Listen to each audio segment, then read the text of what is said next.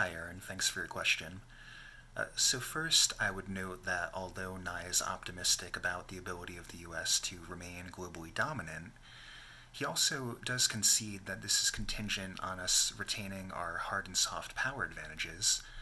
We have so many natural, geopolitical advantages that it would take a lot of inappropriate strategizing on our part, with regard to our East Asian and European allies to cede the influence we have globally to China and make that scenario of China overtaking the U.S. more plausible.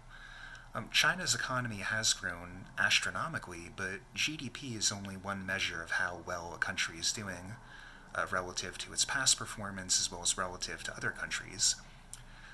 So here in the U.S., for instance, not only is our GDP high, we also have allies on our northern and southern borders, whereas China has to contend with a lot more players in its backyard to maintain that favorable balance of power.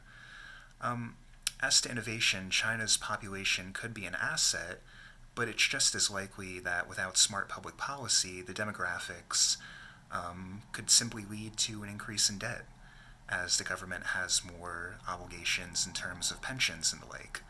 So ultimately, I think Nye's larger point that there are no natural forces dictating which country will become dominant and so forth is the best answer to this question. What will the government do in terms of smart policy? China could very easily overtake the U.S. 40 to 50 years from now, but that's not an inevitability. And I think that's ultimately what Nye is getting at. So thanks for your question, and hope to hear from you again soon.